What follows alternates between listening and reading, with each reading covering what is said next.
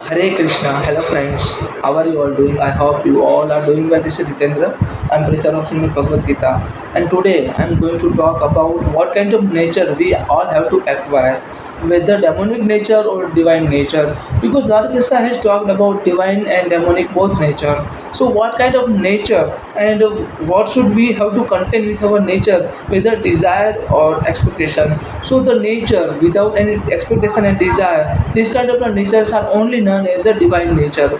We all have to adopt divine nature rather than demonic nature. Once we adopt divine nature, we have to understand, we all have to surrender unto the Lord, the Supreme Personality of Godhead, by the through the way of Bhakti Yoga. And from the Bhakti Yoga, we can come to know actual form, actual power of the Supreme Personality of Godhead, Lord Krishna. Here I would have to say, what kind of nature? The nature, our nature should be lovable, should be very kind and contain with a godly nature. So godly natures are only that kind of nature which actually contain kindness and always think about others before ourselves, always performing our prescribed duty without keeping any expectations.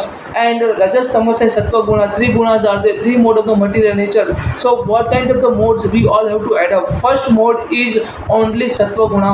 So our nature is totally different as compared to other, because our body content is same. Our body is constituted with the five elements, and our these five elements are actually manufacturing our body, and each and every person has the same five elements.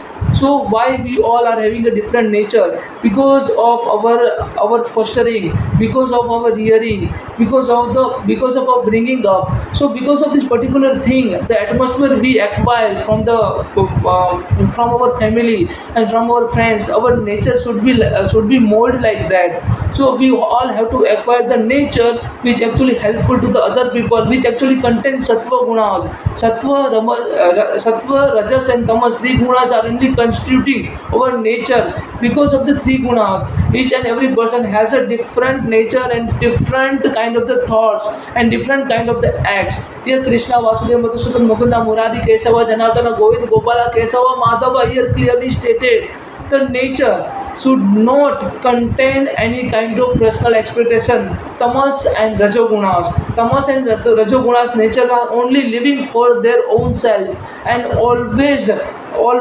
destructive. Their activities are always destructive. So our activities should be constructive, not destructive.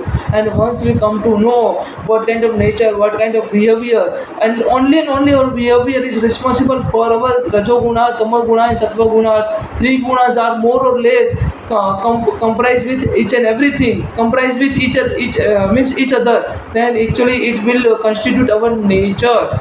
So we all have to mold one kind of nature which actually help to the society, for the other people, and always perform a prescribed duty without keeping any expectation. This kind of nature are only known as a none as a godly nature. Always surrender unto the Supreme and always work for Lord Krishna, always work for the society. Work for Lord Krishna, something like work for the society. There is no difference between work for society and work for Lord Krishna, because Krishna here stated to work for me because I have created this entire material world. So there is no difference, and devotion doesn't means to only chanting Hare Nam and everything.